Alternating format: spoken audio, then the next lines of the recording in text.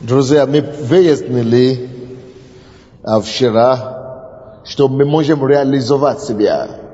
Мы слышали вчера о принципах самореализации. Но теперь я хочу проповедовать на теме, потому что мы говорили о том, что мы есть плод. И в каждом человеке, который создан Богом, Господь вложил и вкладывает семена величия в нас.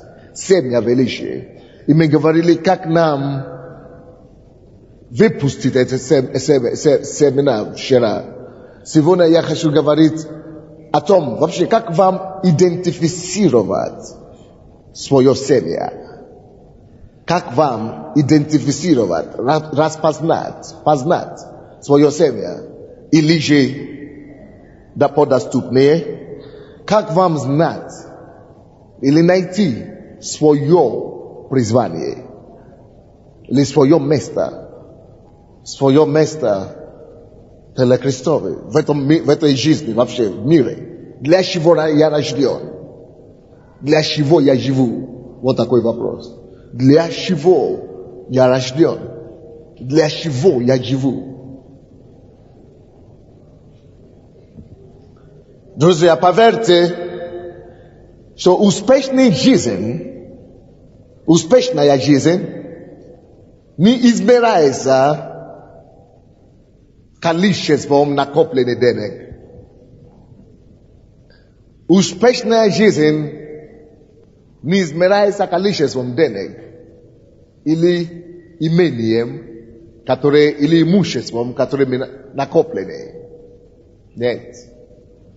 Успех не измеряется даже материальными ценностями. Успех больше, чем материи. Однако успех также включает в себя материальные благословения. Тяжело посмотреть на жизнь без материальных благословений. Они нужны, потому что сам Бог создал материальную жизнь. И Он знает, что способ, как жить материальную жизнь, это материальными ценностями. Так что успех не бывает также без материальных благословений. Но настоящий успех не есть только материальные благословения. Вообще-то успех по определению Божьему это процесс. Потому что некоторые люди которые думали еще вчера, что они успешные, спустя несколько лет обнаружили, что не совсем. Допустим, один бизнесмен приходил ко мне и говорил, моя самая большая проблема, из мира, неверующий, моя самая большая проблема, я хочу найти себя в жизни, кто я есть. Я хочу реализоваться. Я хочу осуществиться. Мне уже скоро 50 лет. И я еще не могу определить для себя, кто я. Серьезный вопрос. Но он тут же добавил, 5 лет тому назад, если бы мне задали такой вопрос, я бы сказал, я успешный человек. 5 лет тому назад. А сегодня пришел ко мне на прием, не сегодня, а тут приходит ко мне на прием и спрашивает. Моя самая большая проблема найти, для чего я живу. Так, почему вы сказали, что 5 лет тому назад вы успешны? Потому что 5 лет тому назад $1 миллион для меня была не проблема. Потому что я был миллионером 5 лет тому назад. Потому что вы не миллионеры сейчас, вы обнаружили, что вы не состоялись. Он говорит, да, потому что тогда я думал успех в деньгах. Вы, наверное, уже быстро убедились в этом деле, в этой истине. Он говорит, так точно. И, конечно, мне пришлось налея с ним начинать и давать ему некоторые материалы, чтобы считать. То есть успех это не событие. Успех Это процесс. Успешная жизнь – это жизнь, если вы хотите писать, которая находится в совершенной Божьей воле и призвания для этой жизни. Не только находится, но и следует, постоянно исполняет Божье намерение и призвание на этой жизни. То есть успешная жизнь, успешный человек – это человек, который нашел свое призвание в жизни. И постоянно двигается в этом, то есть исполняет. Это человек не только успешный, это человек счастливый человек. Потому что в твоем призвании там есть обеспечение, в твоем призвании там есть безопасность, потому что пока ты исполняешь свое призвание, никто тебя не убьет. Допустим, одна организация, которую вы знаете, очень националистическая, когда-то, я получил письмо от них, что мы тебя ликвидируем, короче. Я переживал, потому что спустя 4 дня, это было воскресенье, а в четверг они принесли цветы. Ну, эти цветы, которые венок, что они передали группу, попрощайтесь с вашим пастором. Это была серьезная угроза. Там написано все. И когда я молился об этом, Бог говорит: а кто тебя прислал сюда? Я говорю: ты. Ты уже сделал то, что я тебе сказал делать? Я говорю: нет. Я говорю: а что я тебе сказал в начале? Ты помнишь, когда ты молился, это моя ли воля тебе начинать эту церковь или нет? Я говорю: я помню. А что я тебе сказал? Я говорю: ты сказал, что у меня служение такое, да? И что эта церковь в Киеве будет база. Я говорю: ну что? Какую основу у тебя думает иначе? Разве я тебе сказал иначе? Пока я еще не сказал что-то другое, моя программа в действии. Я говорю, что продолжай, что я тебе сказал. Не переживай. Потому что я сразу начал поститься, молиться. Вот так. А Бог говорит: продолжай делать твое дело. Конечно, недавно мы обнаружили, что некоторые из их лидеры приходили к нам в церковь, и мы сейчас дружим. Божье чудо. Я не умер, мы стали друзьями. Когда пути человека угодны Господу, он все равно. Это спустя 6 лет, нет, 5 лет. Когда пути Господни угодны перед Господом, он все равно исполнит это слово, то, что он примирит его с врагами своими. О чем я говорю? Я говорю о том, что успешная, пока ты находишься в воле Божьей, ты знаешь, что это Божье призвание для тебя. Бог, ты уверен, в этом только безопасность. Ты знаешь, что это воля Божья для тебя. В этом защита, в этом исполнение и самоудовлетворение в жизни. Конечно, вы в курсе, что в последние 3 года у нас атаки страшнейшие, так? Со стороны власти. Но Бог Божий. Но я вам скажу, если бы я не был в воле Божьей совершенной, никакая сила бы меня не защищала.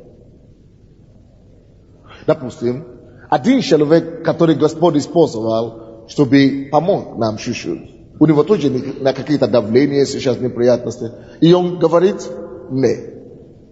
Я не знаю, что они хотят от меня. Враги. И говорит, его враги говорит: но когда я вспоминаю вашу ситуацию, он мне говорит, а он большой человек, здесь. А он мне говорит: когда я вспоминаю вашу ситуацию, как мы боролись, и мы все уже думали, что ничего не получится. Он говорит: когда я вспоминаю вашу ситуацию, мне хочется верить. Но он еще не утвержден, мне хочется верить, Что если вы еще здесь, пока я вас вижу, со мной туда ничего не будет. Да, он говорит, что я даже уже не могу ничего делать. Но раз я вижу, что с вами вы как-то еще живы, остались, ничего не произошло, значит, я, наверное, тоже пройду. Ну, наверное, значит, мы тоже, это тоже пройдет, свое говорит. Что это говорит? Силы, которые были против, это не те силы, от которых выживают.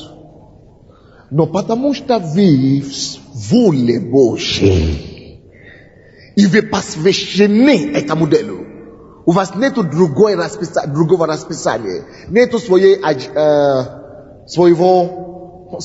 плана какого-то.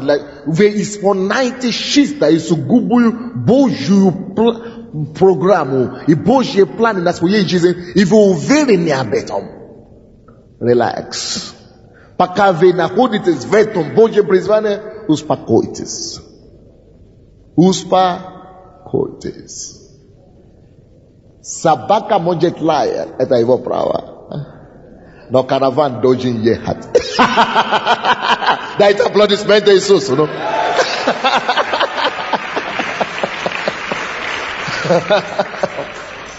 Ты не поставишь кружок на рот каждой собаки. Но, не надо. Но самое главное, чтобы ты знал, что у этой собаки уже нету зубов.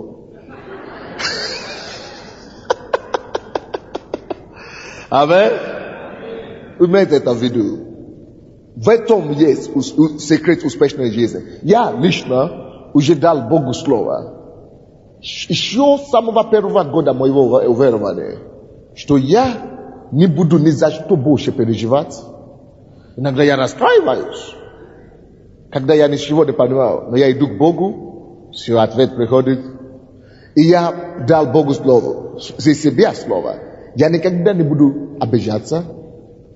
Я никогда не буду разочароваться. Я никогда не буду бояться. Некоторые вещи для меня, они запрещены. Не существуют для меня. Как только они приближаются ко мне, я знаю, что делать.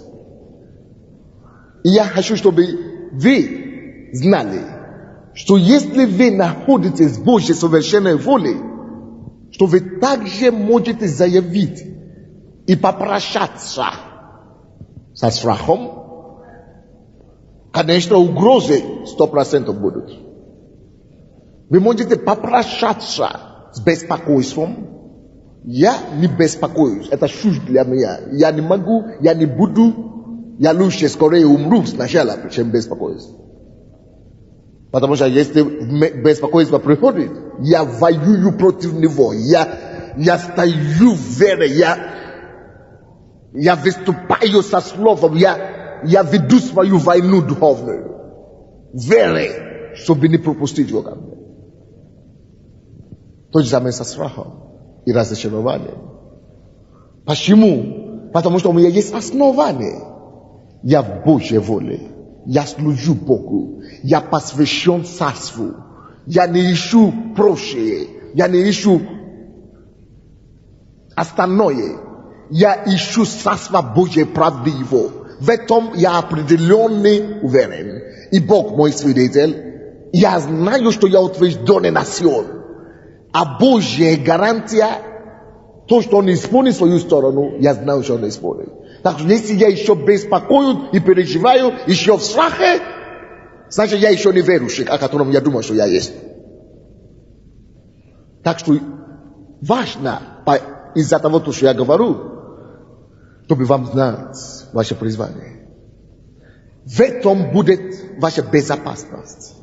В этом будет ваша уверенность и confidence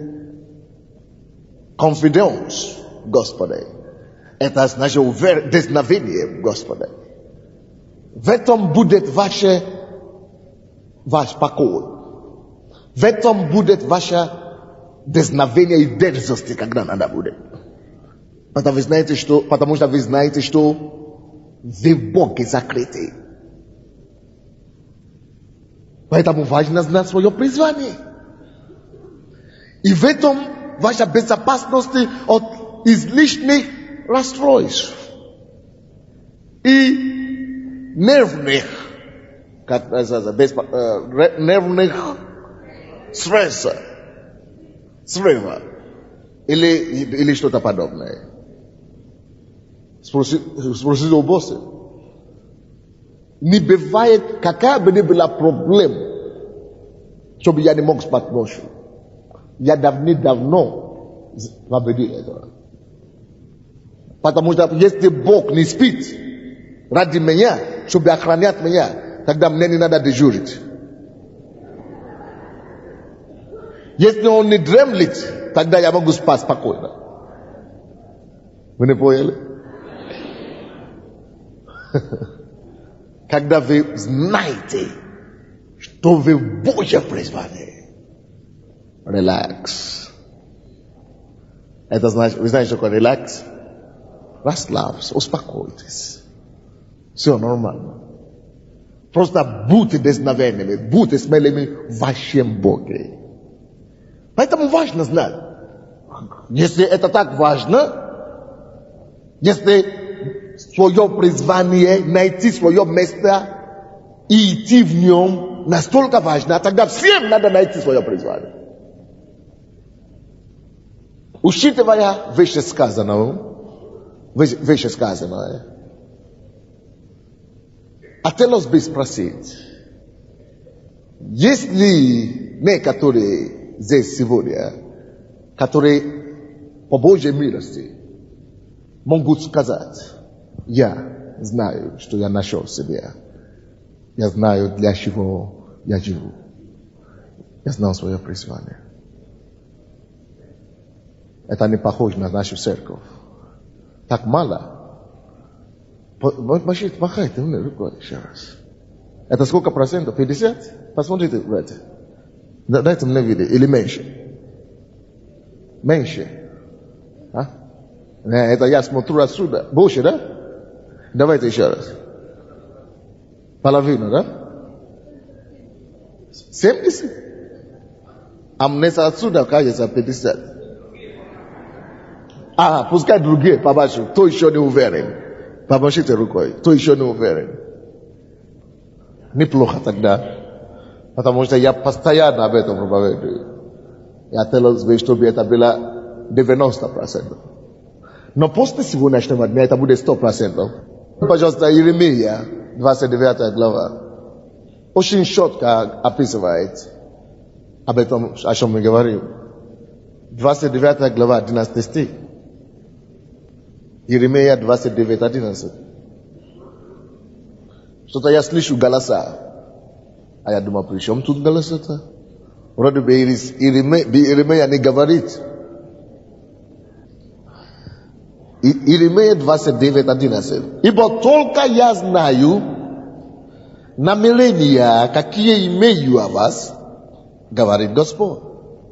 Намерения во благо, а не на зло, чтобы дать вам будущность и надежду. Напишите, пожалуйста, несколько вещей, которые вам надо знать здесь. Во-первых, у Бога есть намерение для меня. Это первый план. Подумайте об этом.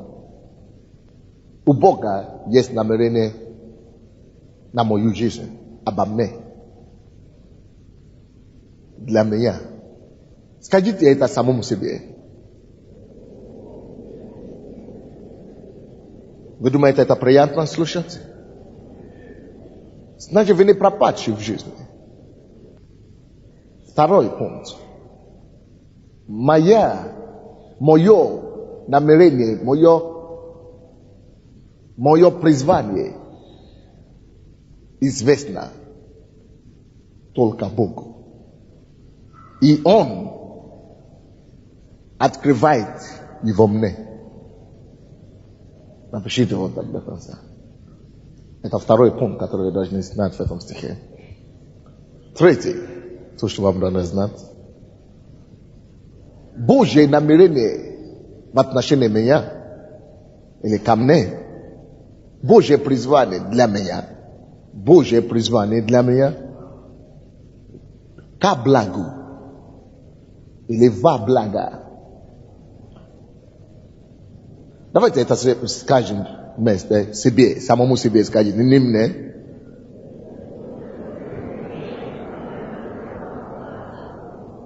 Это значит, как ни крути, ваша жизнь все равно по Божьему расписанию, если так жить по его расписанию, ваша жизнь обречена на благо. Тогда откуда все переживания? Если мы это знаем. Тогда какое тогда основание для беспокойства? Подумайте об этом. Значит, не обязательно это писать, как вы хотите, но это не следующий пункт. Значит, то, что мне надо делать, всего лишь войти в рейс, как локомотив, ну, это поезд, войти в рейс и катайся себе по Божьему плану. Какие бы уже ни были остановки, запятая, точка там, цвета, ну, зеленые, красные, желтые, это уже второе дело. Вы поняли, нет? Четвертый пункт. Ибо только я знаю, какие имею намерения, какие имею у вас, говорит Господь, намерения во благо, а не на зло. Напишите. По-любому.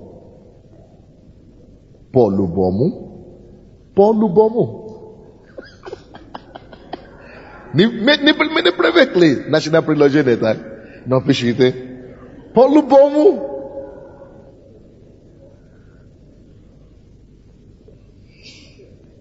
Божье намерение для меня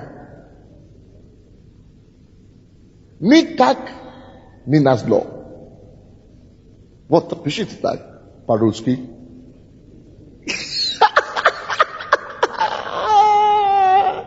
Или непонятно ничего? Кто-то говорит нет, кто-то говорит да. Кому непонятно?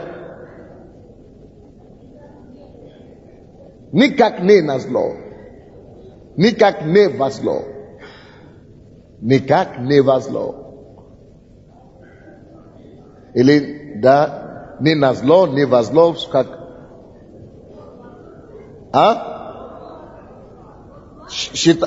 Скажите мне это место еще. Повторите, как бы...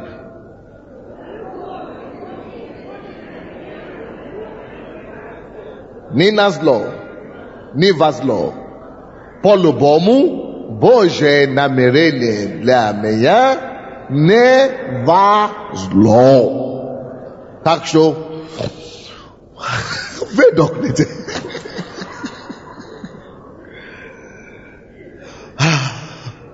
Можно выдохнуться.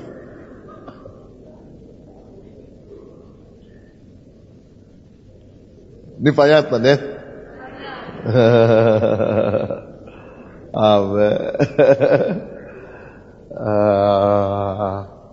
Следующий пункт.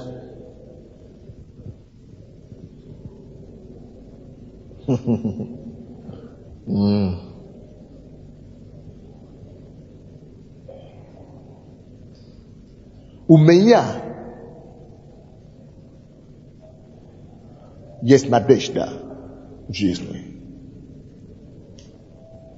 Это следующее, это пятый пункт, да? У меня есть надежда в этой жизни или в жизни. Потому что написано, что его план, чтобы дать вам надежду. Значит, у меня надежда в жизни. Так по этому месту писания. Понятно, не? Следующий пункт. Напишите. У меня есть будущее. Или будущность. Można napisać budущность, prawda? У меня есть будущее или будущность. Кому как понятно. Теперь считайте, пожалуйста, мне эти все 6 пунктов. Первый.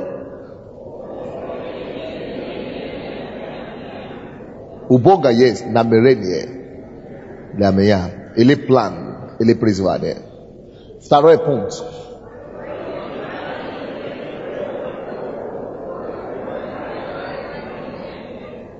Как? Один человек пускай скажет. Мое призвание известно только Богу. И Он открывает его мне. Третий.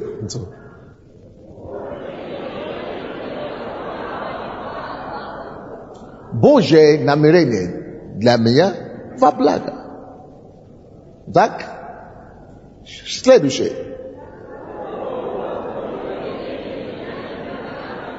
По-любому, Божье намерение для меня никак не во зло. Никак не во зло. Следующее. У меня есть надежда жизни. Следующее. У меня есть будущность. Если вы хотите, я хочу вам дать совет. У кого есть холодильник дома?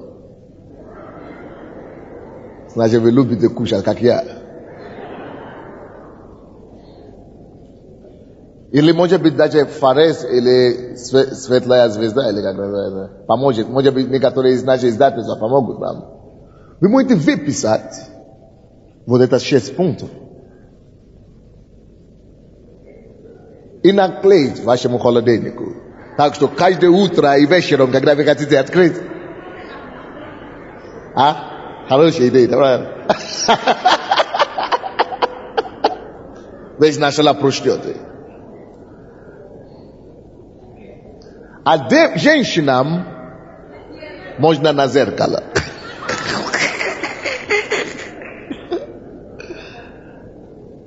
Может быть, кто-то, вы думаете, может быть, лучше, чтобы вот так, как мы пишем Иисус любит вас, чтобы это самое издательство нам написало это дело. Чтобы легко было клеить. Если кто-нибудь, кто берет на себя это дело. Из издательства. Кто-нибудь есть? Дима. Вот, возьмите это дело. Выполните заказ.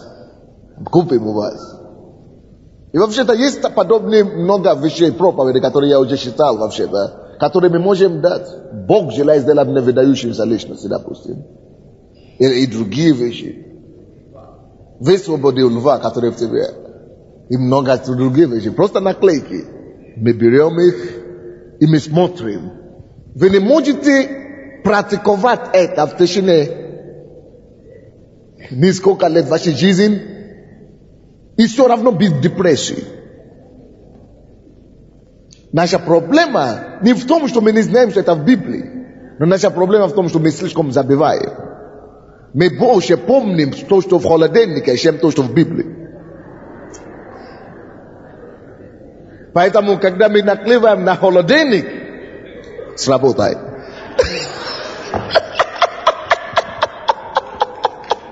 Да, давайте.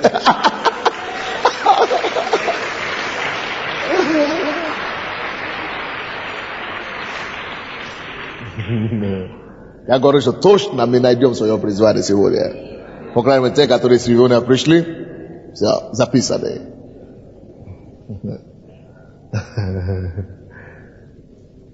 Иеремия 1:5. Откройте, пожалуйста, 5 стих. 1 глава, 5 стих. Прежде, нежели я образовал тебя во чреве, я, Бог говорит, познал тебя, и прежде, нежели ты вышел из утробы, я осветил тебя пророком для народов, поставил тебя. Пророком он поставил Иеремия. Może by was on postawił kęta drugiemu. Ale kawota drugiemu.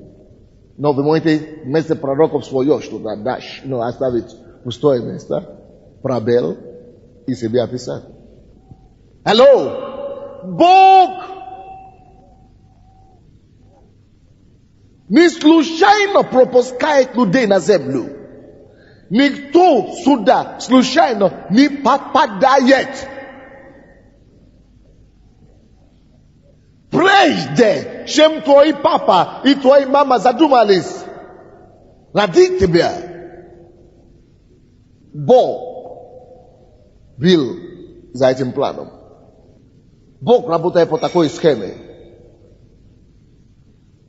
Когда, где и что. Или и кто. Бог сначала... Почему, откуда я знал, что Бог работает? Давайте я вам дам схему. Согласно Бытие первой главе. Бог сначала в Бытие первой главе создал время, отвечая на вопрос «когда?». Второе, что Бог создал, то, что он первое, то, что Бог создал, это не свет. Свет – это начало процесса. Первое, что Бог создал, это согласно Бытие первой главе с 3 по 2 по 3 стихи. Давайте посмотрим. Первое, то, что Бог создает, это время. Согласно Бытие первой главе 3 по 5 стихи. И время отвечает на какой вопрос? Когда? Поэтому в духовном мире Бог всегда определяет время для определенного события в истории. Он определяет время, а потом он определяет где. Откуда мы это увидели? Согласно Бытие, первой главе, 6 по 7 стихи, Бог, после того, как он создал времени, второе, что Бог создал, была твердь, пространство или место, которое отвечает на вопрос «где?». Если бы не было пространства, не было бы где что-то ставить. Третье, то, что Господь создал, это что или кто. Потому что потом он задает, пускай будет растение, пускай будет человек и так далее, и так далее. Помните, это не что, где, когда, а когда, где и... Поэтому послушайте, какое отношение это имеет к вам. Послушайте, это очень важно, чтобы вы могли знать, что вы не случайны и никто вас не убьет. Мы говорим, Бог начинает всегда с когда. Допустим, можно идти сюда, Наташа. Сейчас ты работаешь директором музыкальной школы, христианской музыкальной школы. Она создала школу. Она читала мою книгу, осуществляя свое призвание и получила видение от Бога, что она должна начинать школу, институт. И это начало. У них сейчас здание на 7 этажей. Бог делает чудо. Но послушайте сюда. Бог сначала говорит, когда, где и что. Бог сначала утверждает время. Поэтому написано, Библия так и началась. Бог, в начале Бог. Бог сначала создал время, начало. То есть, а потом, когда время уже есть, Бог распоряжает, определяет места, что должно произойти. Допустим, Бог сначала создал время и определил для себя, что 1999 год, или 2000 год, я хочу на Украине поднять школу для людей. Когда он задал вопрос, кого мне послать? Когда Господь принимает такое решение, тогда Он позволяет и дает приказ ее папе, чтобы они встретились с мамой. Есть Божья невидимая рука во все события человеческие. Допустим, некоторые люди могут думать, что дети рождаются случайно. Можно думать, папа не женился или мама не женился с греха и так далее. Но Бог все позволяет. Допустим, если я вам скажу некоторые вещи, вы не поверите. Но я теперь знаю, почему так происходит. Вы можете поверить, что я никогда не видел своего отца. Родного, настоящего. Потому что когда я закончил школу, только тогда я выяснил, что того человека, который я думаю, это мой папа, это не мой папа. Моя мама вышла замуж, но он вышла замуж за маленького хулигана. Она вышла замуж за, который бил ее. Из-за этого ее родители собрали ее оттуда. И я вырос без отца. И я не знал свою матери определенного времени. Только когда я уже стал взрослый. Потому что моя мама родила меня, оставила меня с бабушкой и вышла замуж. Как будто я случайный ребенок. И она живет со своей семьей. Я здесь думал, моя бабушка это моя мама, и дедушка это мой папа.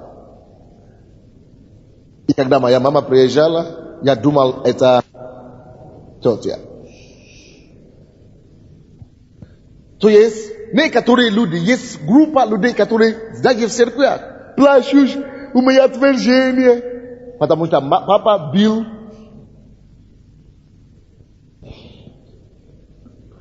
Так, откуда ты мне нашата?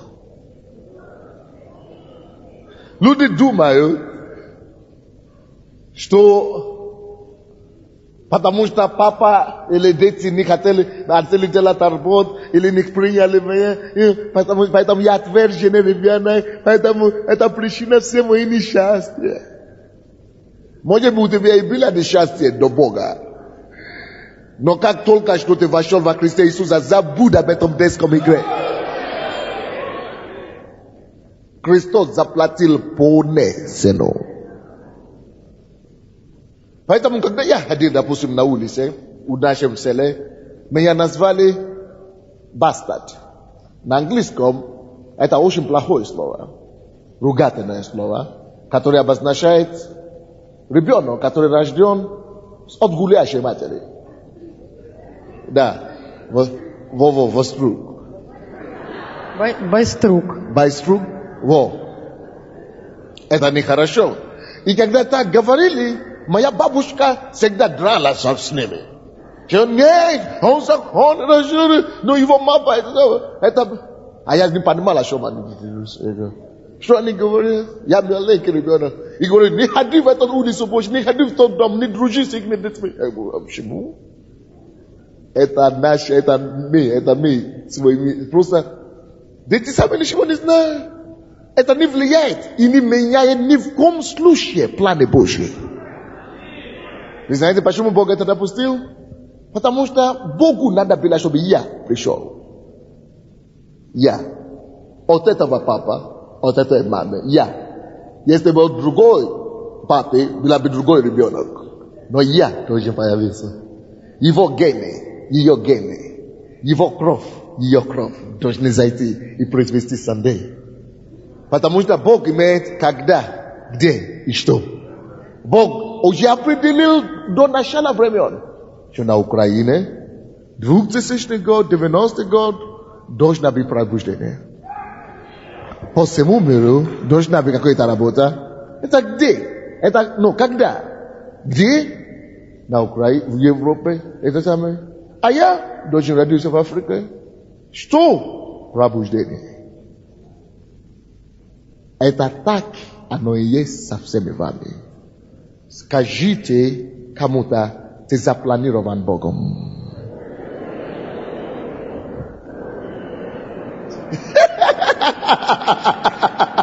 Наташа, Ty zaplanirowana Bogom.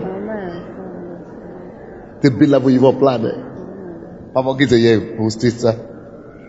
Nazwę ten klas. Dajcie Bogu aplodismenty.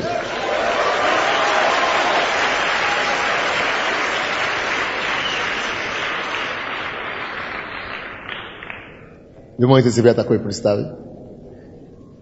Это правда. Это факт. Но я, до того, как я пришел к Богу, я изучал журнал, я учился в школе, занимался спортом, бегал, короче, блуждался туда-сюда, как и мы все. Но когда мы приходим к Богу, мы начинаем перестраивать свои мозги плану Божьему, чтобы выяснить, какие же его помыслы. Почему же я был рожден? Алло, было определено, где ты должен быть, что ты должен делать до твоего появления. Вот о чем говорит нам Иеремия 1:5. Так что все проблемы сегодняшние, все какие-то дьявольские выступления и так далее. Привет. Я в Божьем плане, это должен быть самый главный вопрос для нас. Я в Божьем плане или нет? В Божьем призвании или нет? Божье предназначение или нет? Если я могу отвечать положительно на этот вопрос, тогда приходит в силу к Римлянам 8 глава 28 стих. Тогда все, что не произойдет с тем, которые призваны и любят Господа по его изволению, все должно, что Бог позволит произойти с вами, все абсолютно должно содействовать во благо. Дайте Богу благодарность.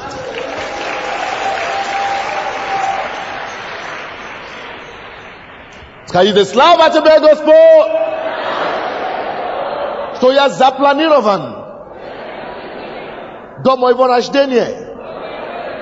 Я поставлен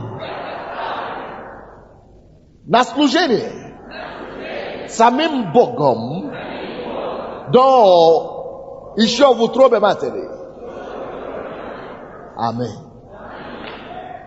Потому что написано, прежде неужели я образовал тебя во чреве? Это когда? Прежде. Когда? Что?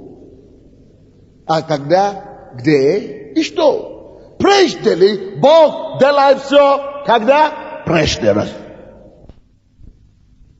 Вами только приходим, чтобы исполнить определенные, уже начертованные,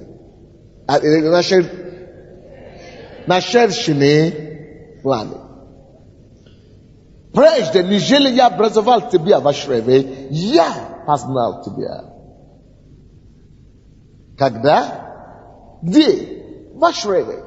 Прежде, чем ты в чреве, я познал тебя. И прежде, нежели ты вышел из утробы, я осветил тебя. И пророком для народов поставил тебя.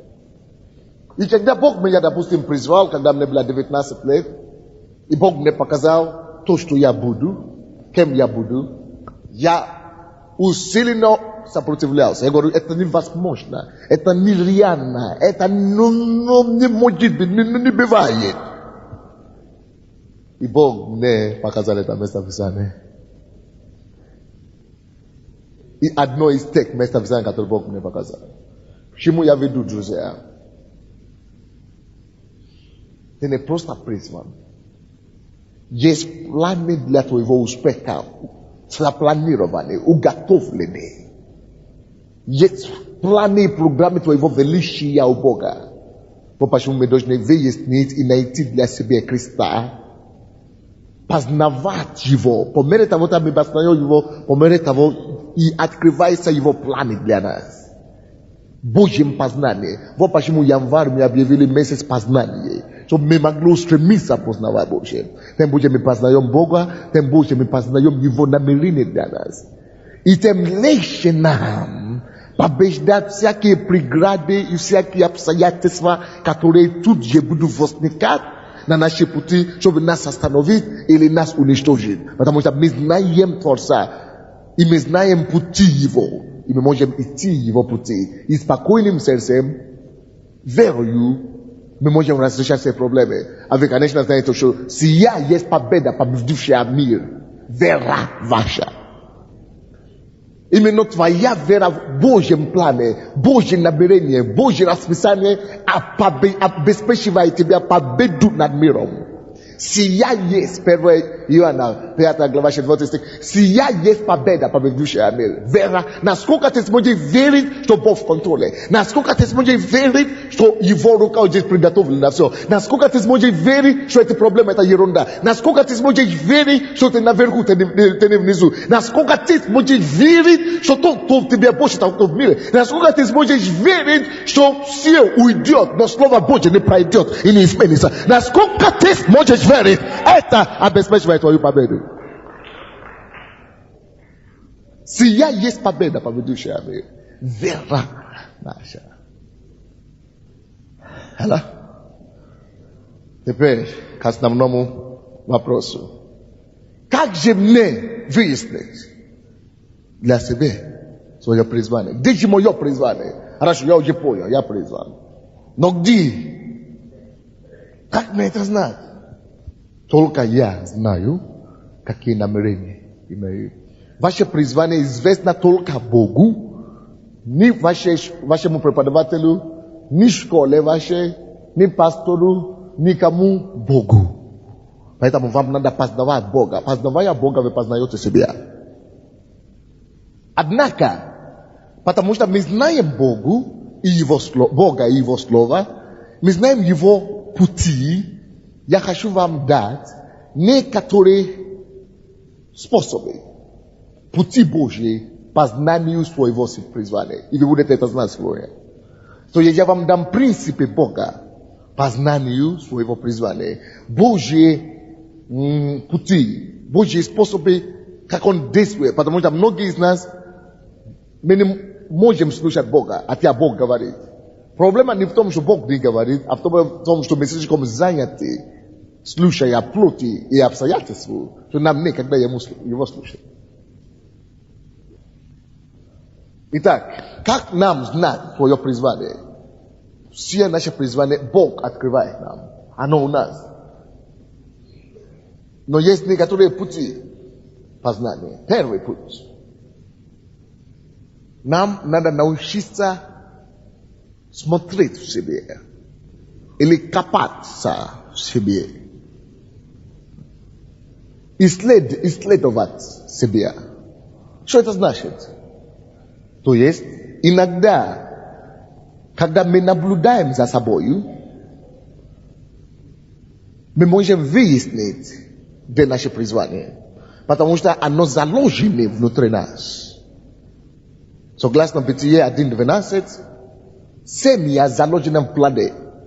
Свои способности, дарования, таланты, которые должны тебя сделать великим в жизни. Эти таланты, эти черты укрыты внутри тебя же.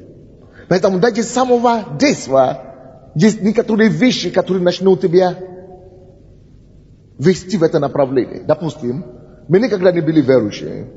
Моя бабушка умерла, прежде чем я пришел к Богу. И потому как я рос, и я ходил вот как фарис такой. За ней бегал по селе.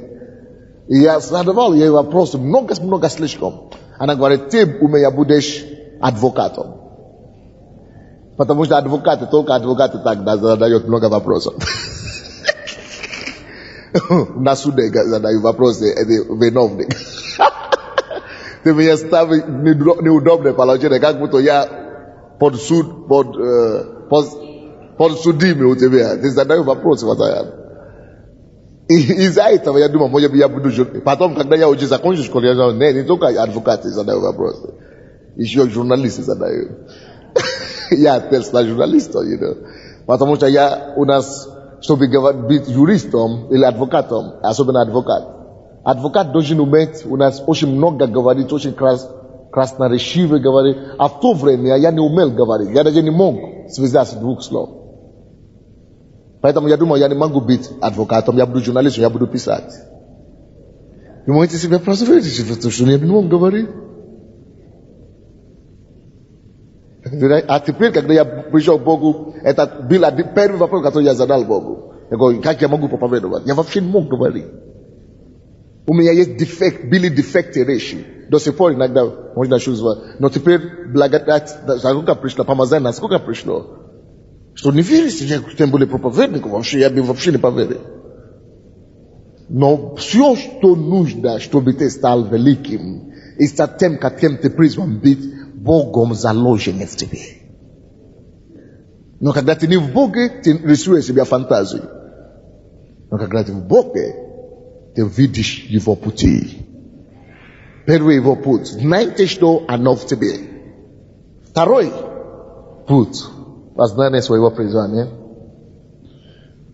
Выясните для себя, что вам нравится. Что из вас выходит естественно. Какие черты характера выходят из вас естественно. К чему вы склонны.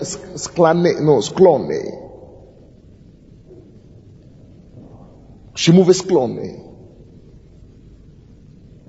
В основном, призвание человека для него бывает не натяжкой, это не давлением для него. Для него это более естественно, более непринужденный, чем чужое призвание. Когда это твое, это, скорее всего, не втягивает тебе, это выходит из тебя естественно. Вот так. Следующий путь, который связан очень близко с этим.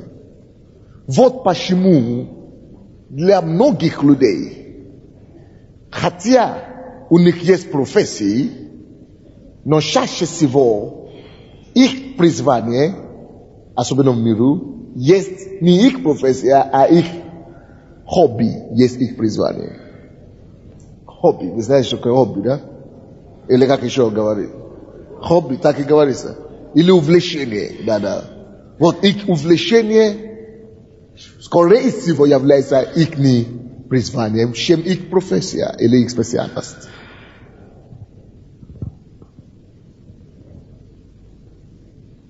Понятно, нет? Это уже четвертый пункт, да, я сказал? Третий, да? Первое какое? И учиться исследовать себя. Второе?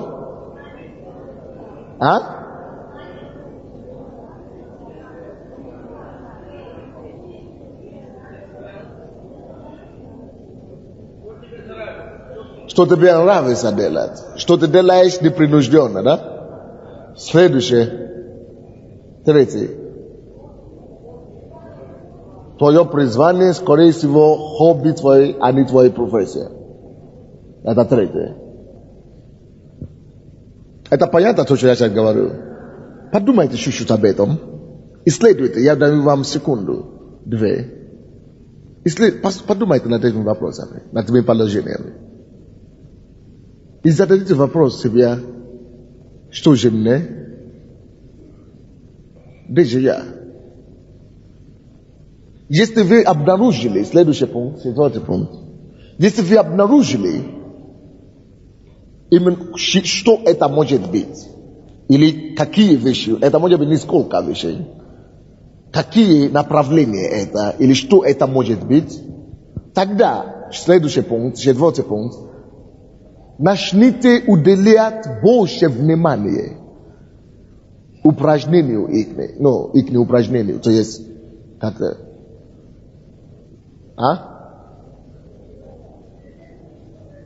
Начните больше упражняться в этом, развивать. Начните больше уделять времени этим именно вашим хобби, вашим привычкам, вашим увлечениям, то, что вы нашли в себе. Вы поняли меня, да? Начните больше развивать и уделить времени, чтобы изучать об этом, учиться больше в этом направлении, развивать свой кругозор, познание в этом деле и упражняться в этом направлении. А потом вы обнаружите, если вы будете учиться, расширять кругозор, практиковаться и упражняться больше, вы обнаружите что-то интересное. Вы обнаружите, что вам захочется больше этим заниматься. И этим жить. И вы станете счастливыми и довольными. 5-й пункт. То, что может, то очень часто, как реализовать себя в жизни. Я абсолютно уверен, что каждый человек, ком заложено что-то, а все призваны заложены, что наше призвание должно привести нас в величие в жизни. То есть, дары человеку, написано, что дар человека сделать его сидеть перед вельможами. Вельможами, да? То есть, дар человека должен сделать его ему пир. Зал человека должен накрыть перед ним стол. Это Божий план. Но некоторые говорят, я художник, но художник, ты не можешь на это зарабатывать жизнь, поэтому я подрабатываю. Может быть, это не твое призвание. Если ты во Христе Иисусе, ты нашел свое призвание, да если ни у кого не получается. Это Божье обетование, твой дар накроет тебя стол. По-любому. Не только тебе даст существование, но она даже поставит тебя перед вельможами. Что такое вельможи? Вельможи – это великие люди. Это значит, что дар человека, все, что заложено в человека, призвание человека, это то, что оно предназначено, чтобы сделать человека великим на земле. Вот почему я говорю, что вы станете великими. Вы станете самыми важными людьми на обществе. Вот почему я говорю, что у вас семья величия у вас. Вот почему откуда я знаю? Я что-то знаю. Ваше призвание, по-любому, пускай дьявол стонет, пускай переживает, пускай кричит, пускай рыдает, пускай галкает, пускай решит, что хочет. Но если вы знаете свой дар, вы найдете изучать, исследовать за этим, релакс. Оно даст вам место сесть перед вельможами. Вы поняли меня? Если это так, я хочу отвечать на самый главный вопрос. Теперь это другая тема чуть-чуть. Напишите следующее подтемы. Как не стать посредством через свое призвание, как не стать через свое призвание выдающимся или великим или исполненным на земле. Как не состояться через свое призвание? Это вопрос такой. Следующее, так подстав тема. Ответ. То, что делает, потому что некоторые люди имеют это призвание, знают, но они не состоятся. Они не становятся великими, ничем не становятся. Они не становятся успешными. Как не стать успешным через свое призвание? Это такой вопрос. Алло? Ответ. Я начинаю проповедовать. Каждое призвание, которое Богом дано человеку, дано для того, чтобы быть ответом и решением для чьей-то нужд, проблем, обстоятельств необходимости. Допустим, если ты призван быть инженером, одним словом, каждое призвание есть ответ для щита нужды. То, иначе говоря, мы с вами призваны жить по любви. То есть, любя ближнего и живя не только для себя, но и для ближних.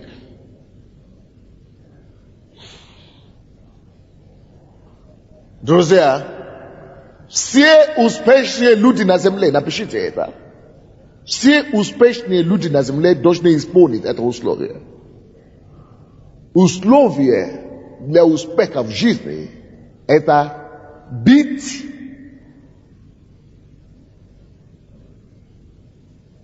ответом на щита нужды, вопросы, проблем. Быть решением. Прилагать себе как решение.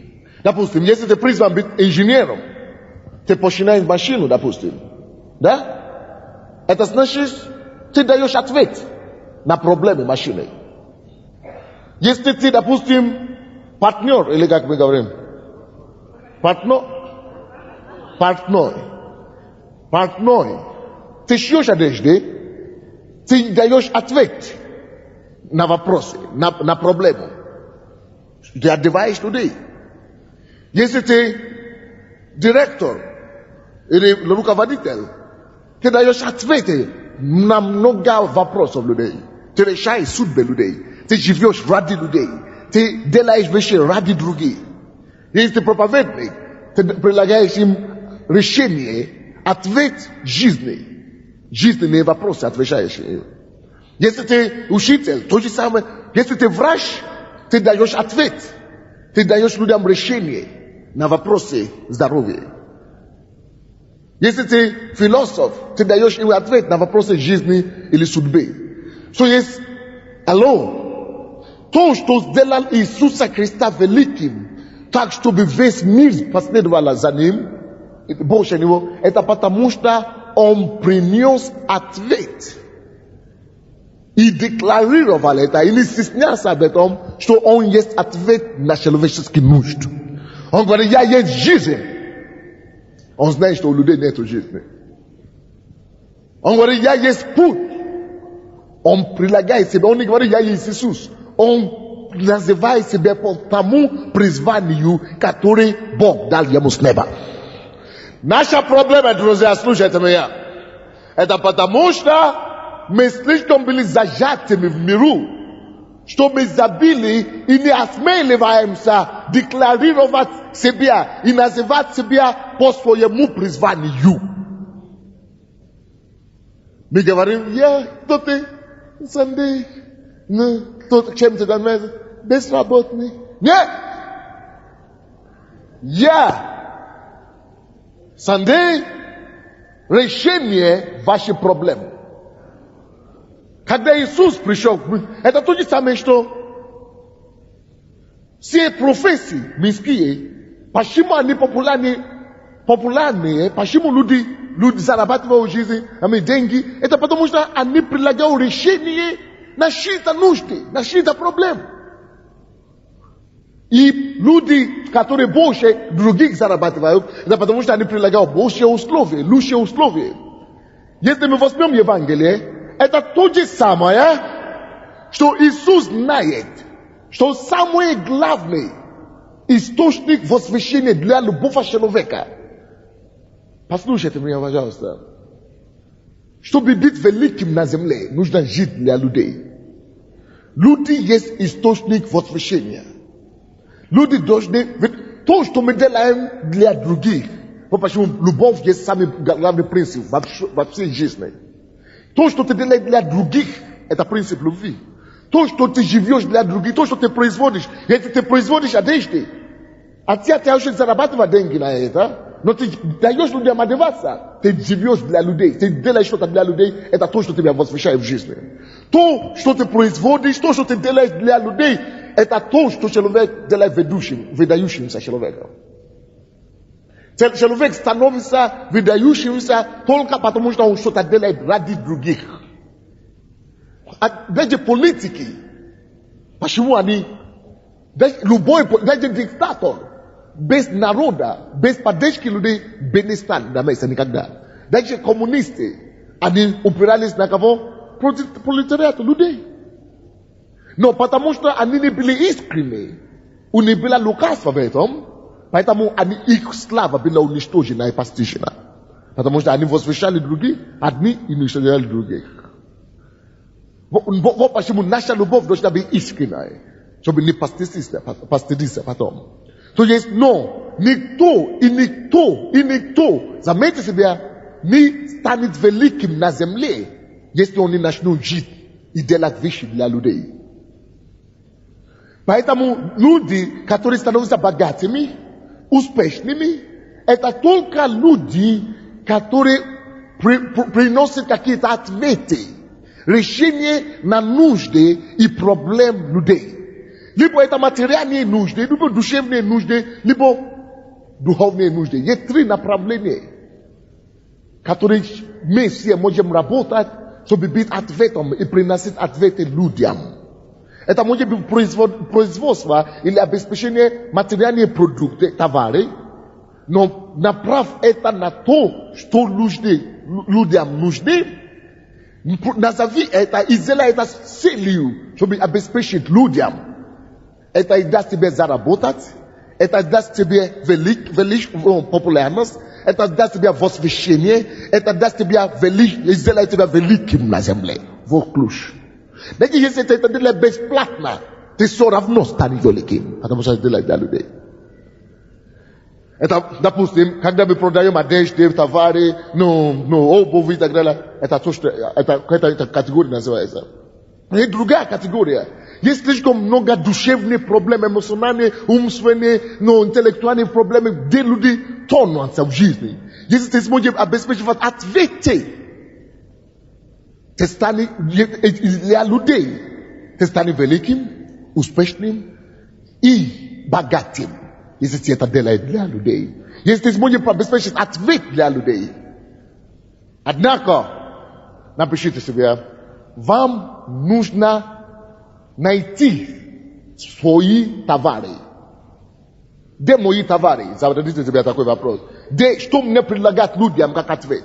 Товар, это то, что я имею в виду как товар, это то, что ты предлагаешь людям как ответ. Допустим, если вы бизнесмены, что вы будете производить? Если вы призваны Богом быть бизнесменами, что вы будете производить?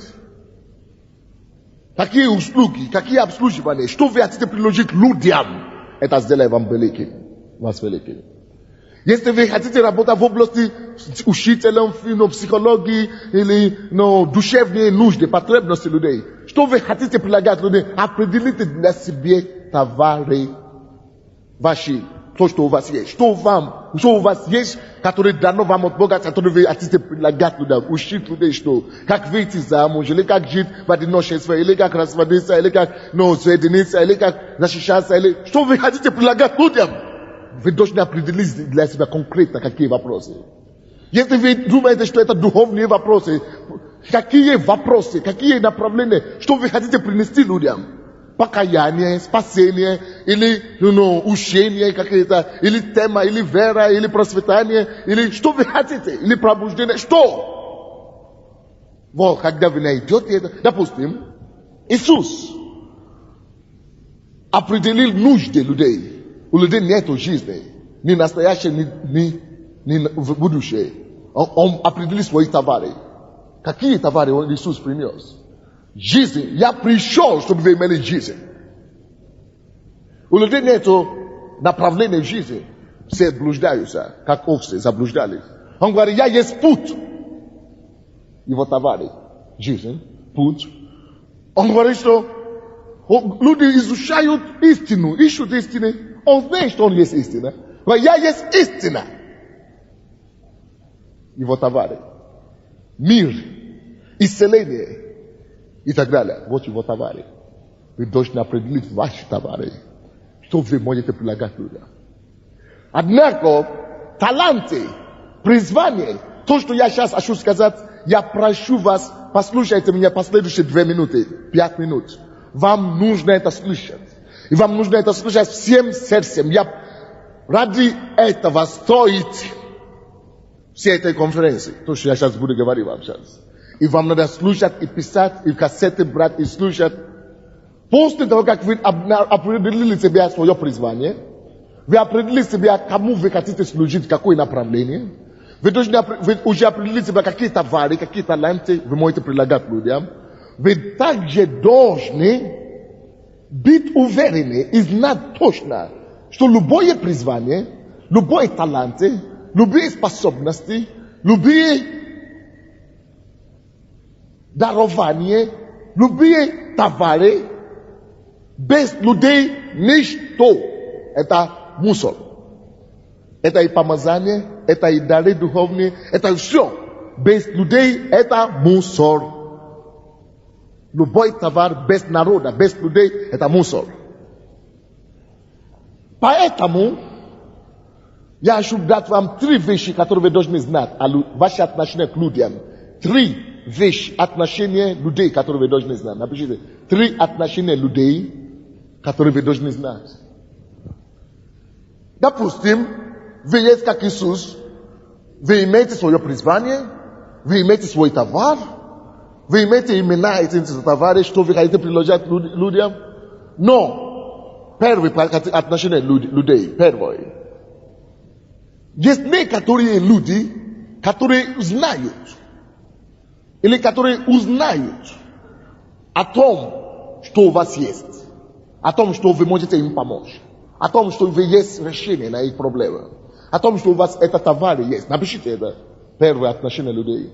Есть некоторые, кому это известно, то, что у вас есть. Есть некоторым, кому это известно, которые придут к вам.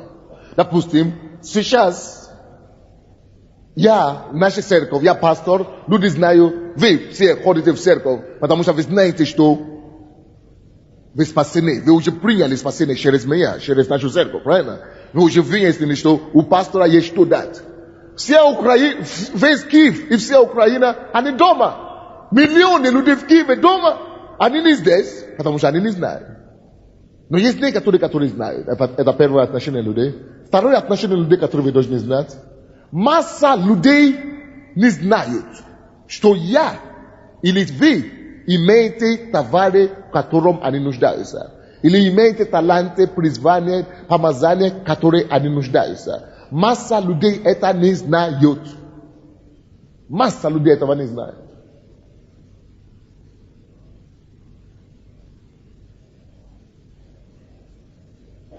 Вот почему даже Иисус Христос не мог избежать этой истины. Евангелие от Матфея 4, 23-24 и Евангелие от Матфея 9, 24-25. Там написано такие слова, что Иисус Христос ходил по селенам и по городам их, уча и проповедуя Евангелие в синагогах их, и исцеляя всяких больных и немощных. Вы помните, да? Теперь послушайте внимательно. Матфея 4, 23-24. Или какой, да. И 9, 34-35. Now, почему я это говорю? Это второй пункт, да? Это второй пункт о людей. Второе отношение людей. Потому что из-за того, что масса людей не знают, что вы есть ответ на их проблем, на их нужды, вы должны это писать сейчас, должны поступать как Иисус. Что это значит? Вы должны ходить. Иисус ходил по вселенам, по деревням, по городам и по вселенам, предлагая себе, что я есть жизнь, я есть путь, я есть истина, to veru meia ni umriot vavek. No mes vami dumaim. Este ia pamasa na pusca epoque sabe reclamando isso Sidita. To što Isus ni mog se bia poзволить делать. Te hoje se bia что лучше него. Скромность погибает нас. Вот почему мы не можем стать великими. И мы не могли достичь что-то в жизни. Тем больше людей, тем больше людей ты можешь служить, тем величие ты становишься в жизни. Пишите. Тем больше людям ты можешь служить, ты можешь... Чем больше людям вы можете служить, абсолютно распространить, тем большему количеству людей мы можем служить своим даром, своим призванием, тем больше, чем большим количеством людей мы можем служить своим даром, тем величие мы становимся в жизни. И тем успешнее мы становимся в жизни. Это есть принцип любви. Поэтому, когда Бог говорит, что самая большая любовь, самая большая заповедь, это возлюбить Бога, это чтобы познать себя, кто я есть, мое призвание, что я могу, что мне дано, как я должен поступить, к чему я прислан, возлюбить Бога. А потом он говорит, что тут же, параллельно второе, как, подобно как она, возлюбить человека, чтобы ты мог возлюбить ближнего, чтобы ты мог все то, что Бог тебе отдал на этой жизни, на жизнь, чтобы ты мог это воспользоваться, чтобы обслужить людям. Это Бог заповедь. Послушайте вообще, напишите, что это заповедь. Мы часто думаем о заповедь, как о законе. О том, что не делай то, не делай то. Как ограничении. Но это неправда. Заповедь, истинная заповедь Божья для нас, это не ограничение, а они предназначены, чтобы сделать нас личностью. Чтобы мы состоялись. Заповеди определены и даны Богом для того, чтобы мы состоялись как люди. Поэтому заповедь любви это для того, чтобы ты нашел себя и состоялся как личность и как человек в жизни во всех направлениях, духовно, физически и душевно.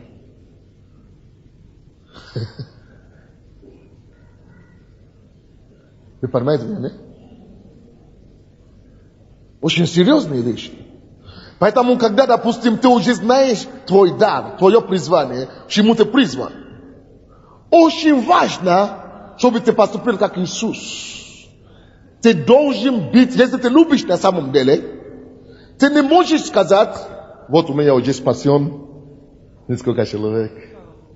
И слава Богу, они меня кормят. У меня уже миллионы от них. Я счастлив. Вы любите меня побольше. Полюбите, гладите мне голову. Тогда я не двигался по любви. Если я люблю людей вообще, я буду переживать и плакать еще за тех людей, которые еще не спасены, которые я еще не достигаю своим даром. Вот почему Иисус не стоял на месте. Его хотели поставить на место, чтобы он остался. Он говорит, что нет, другие города я должен также идти. Иначе, когда он хотел умереть, он написано, что он послал по 2 своих учеников туда, куда он сам хотел идти. Он должен охватить, он слишком много любил людей. Наше служение и любая работа, и любое призвание призвано, не чтобы зарабатывать деньги. Вот почему я говорил, что работа не для зарплаты. Работа для исполнения предназначения. Так что работа как таково должна быть для вас. Не работой, не зарплатой, источник зарплаты. Зарплата придет само собой, слава Богу. Но для вас это должно быть служение людям. И вы должны стремиться, как можно больше людей достигать. Вот почему у нас есть реклама в церкви. Вы знаете, что даже есть некоторые телевизионные компании, газеты, которые не хотят брать наши рекламы. Они говорят, церковь, мы еще никогда не слышали, чтобы церковь рекламировались. Потому что они не поняли еще. Они поэтому отказываются. они не поняли ничего. Когда церковь в первую очередь нужно рекламироваться. Вы должны заявлять людям то, что у вас есть. Чтобы вы могли помочь им. Чтобы они могли найти ответ. Потому что мой дар данный, чтобы я мог служить людям. Так что я должен охватить максимально этим, я исполняю волю Божью, прославляю своего Отца Небесного. То, что Иисус делал. И ради этого Иисус положил свою жизнь, чтобы мог приобрести весь мир. Видите, он исполнял свое призвание до конца. До конца. И третье, то, что вы должны знать о людей. Напишите. Это то, что есть некоторые люди. Первое, мы говорили, что мы говорили о них, которые уже знают, которые уже пришли к вам. Второе, те, которые не знают. Третья категория людей, это третья категория людей, которые вы должны тоже искать. Вы должны идти за ними. Вы должны искать те, которые не знают, чтобы послужить им. И третья категория людей, люди, которые имеют то, в чем вы нуждаетесь. Они имеют то помазание, которое вам нужно. Они имеют то знание, которое вам нужно. Они имеют то мудрость, которая вам нужна. Они имеют ту поддержку, которая у вас есть. Они имеют, которая вам нужна. Они имеют то здоровье или моральная поддержка, которая вам нужна. То есть некоторые, все, в чем вы нуждаетесь, друзья, есть у кого-то в этом мире. Кто-то другой уже знает, как это делать. Или кто-то другой имеет ответ. Очень часто я лично, мы думаем, нам нельзя обращаться к людям. Мы должны только молиться Богу. Друзья, это не совсем так. Мы должны прежде всего молиться Богу, а потом по вере обращаться к людям. Если дверь будет закрыта, слава Богу. Если будет открыта, слава Богу. Вы видите разницу. Но сидеть просто дома и говорить, нет, я не верующий, буду молиться Богу. Вы теряете слишком много своих возможностей. Итак, любой успешный человек в этом мире, либо духовно, либо в бизнесе, либо в любом сфере, это люди, которые постоянно, напишите это люди, успешные люди и великие люди, это люди, которые постоянно поиски людей. Поиски людей. Чтобы служить им своим даром и чтобы получить благословение от них. То, что вам нужно. Вот поэтому, когда мы говорим, что давайте все мы будем иметь 12 человек, это не закон, это не обременение, это потому что Бог вас любит. Это способ сделать вас великим и сильным на земле. Потому что вы должны служить кому-то, тогда у вас течение, поток будет нормальное течение в жизни. Теперь я хочу еще ответить на один вопрос, а потом я закончу. Есть некоторые из вас, которые не знают, какие товары у вас есть. Какие у вас товары, что вам принадлежит людям. Есть люди здесь, которые не знают, что они могли бы принадлежить миру. Приложить миру. Вы не знаете, что вам приложит миру. Что вам... Вы говорите, я не знаю, что мне приложит. Поднимите вашу руку. Окей. Хорошо. Когда напишите это под тему, я на этом закончу. Как мне знать, открыть для себя мой товар для мира? Что мне принадлежит миру? Что мне приложит миру? Я специально задал. Если вы следовали за то, что я говорил, что у Иисуса были свои товары. Жизнь, мир, покой, истина, путь и так далее. Я говорю, что у вас тоже, в вашем призвании есть эти товары. Ваше призвание, и они должны какую-то функцию исполнять. Это ваши товары, что вам предлагать людям. Вот. Поэтому какие товары вам предлагать людям? Если в бизнесе, если это самое в жизни и так далее. Но я буду давать вам тоже пути, познания, что вам предложить людям, как вам открыть свои товары. Во-первых, Первый путь, как вам знать, что вам предложит миру, это драгоценность своего воспитания. Напишите так. Драгоценности моего воспитания. То, что я имею в виду, то, чему Бог позволил вам всем пройти по жизни, это не ошибка и не случайность. Даже если ты рос в доме алкоголика, семье наркомана и так далее, слава Богу за все. Это жемчужина, это драгоценность, это опыт воспитания, это трудное детство, это тяжелое детство, или это чудесное детство, или это неудачное детство, может стать драгоценные товары, которые Бог рассчитывает на тебя, чтобы приложить другим людям, которые менее сейчас, в настоящее время, и после тебя, и сейчас мучаются такие же горечи, болях, как ты мучился, когда ты был в подобном воспитании. Поэтому я не могу понять, почему вы люди находятся в служении в церкви, и вы думаете, у меня нет служения. Что это такое? У меня нет служения. Если бы вы знали, как видит, как Бог видит, вы бы знали, что служение повсюду. Почему бы не начинать служение для детей, которые воспитываются в неблагополучной семье? Почему бы не начинать служение для детей, которые родители наркоманы, алкоголики? Почему не начинать служение для людей, которые жены алкоголики, мужей наркоманы и так далее, детей?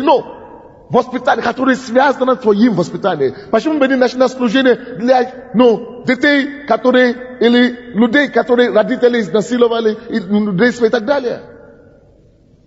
Или родственники изнасиловали. Почему бы не начинать служение для них? Это потому, что вы не хотите рекламировать себя. А любой человек, Иисус говорит, 7 глава от Иоанна, родственники Иисуса говорили, кто хочет быть признанным, а сам остаться дома не заявлять о себе. Это не логика. Если вы хотите состояться в жизни, вы не должны бояться заявлять о себе. Причина, почему Наташа Потапаева такая популярная, вы знаете почему? Она говорит о ее проблемах, как Бог ее освободил, и предлагает себе решением для многих тысяч. А вы думаете, не стыдно? Кто из вас слышал Джойс Майер? Ее папа изнасиловал ее постоянно, пока она не стала совершеннолетней. И она начала об этом говорить. Это то, что сделало ее самой известной проповедницей мира сегодняшнего дня. Потому что она начала предлагать другим людям, как вам излечить такие боли, глубокие боли сердца. Второе.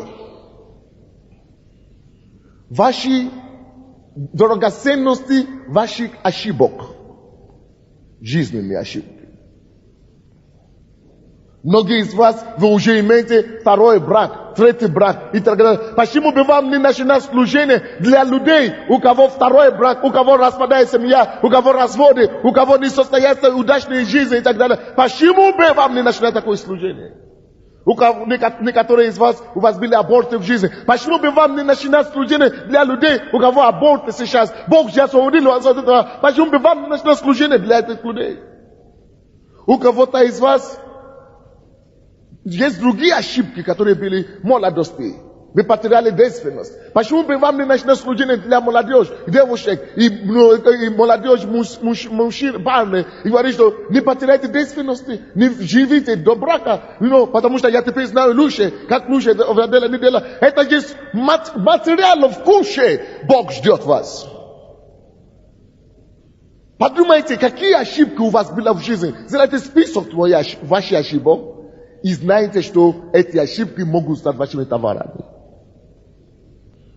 Третий пункт. Драгоценности товар, третий товар, который вы можете предложить, это драгоценности ваших проблем. Ваши проблемы. Или ваши прошлые проблемы. Трудности. Ваши трудности в жизни. Подумайте, какие у вас были трудности в жизни?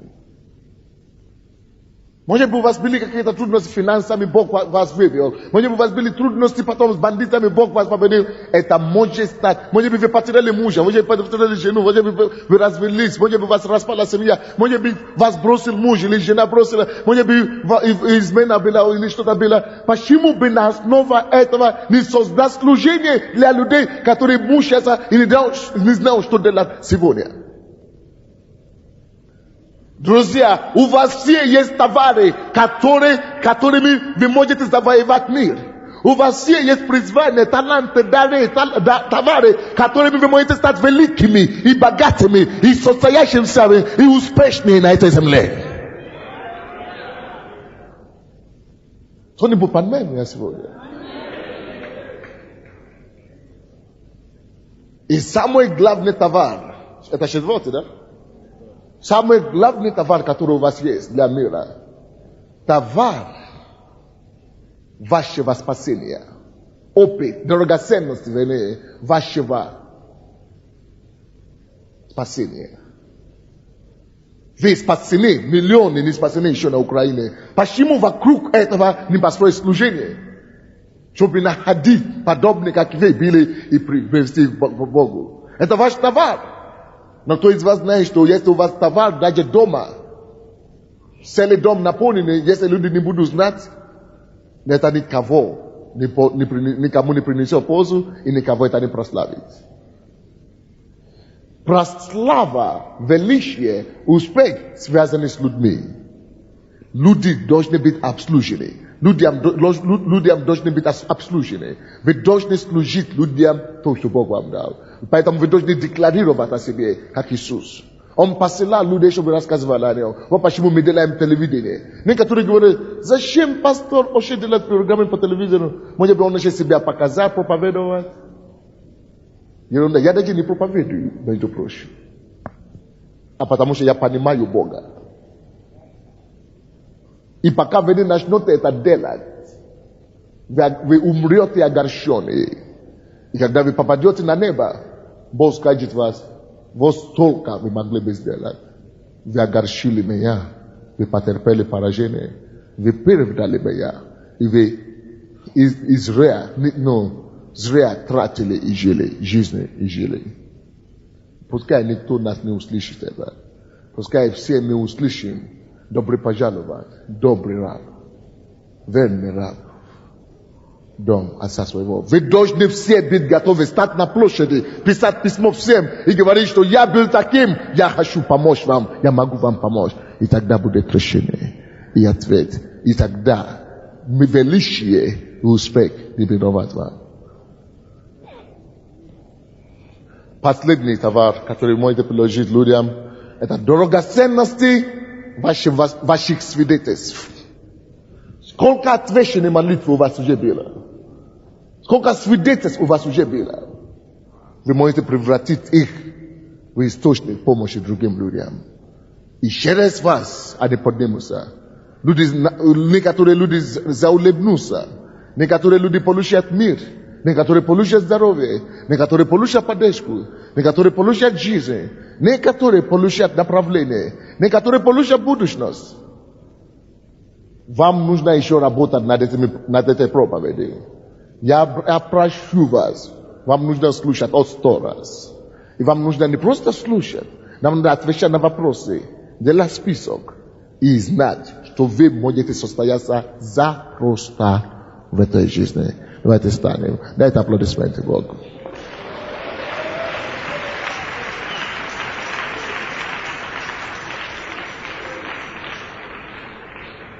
Мы будем молиться. Я хочу, чтобы вы взяли свой конспект. Посмотрите на эти пункты и помолитесь Господу и говорите: Господь, все, я верю Тебе. Я верю Тебе, Господь. Я верю Твоему Слову. Я знаю, что я состоюсь. Я знаю. Я теперь уверен. Я знаю, Господь, теперь, что Ты не зря меня призвал. Ты не зря меня создал. Ты не зря меня поставил. Мы молимся. Смотрите на конспект и по этим конспектам молитесь. Провозглашайте то, что открыто вам сегодня. Молимся. Отец, мы так благодарны Тебе за эту истину, которую Ты открываешь нам. Я так счастлив, я так благодарен. Я прошу Тебя во имя Иисуса, помоги всем быть не только слушателями Божьими, но быть делателями, чтобы каждый из нас состоялся как личность, как Божий раб, посланник. С этого дня, Господь, веди нас по Твоим стезам.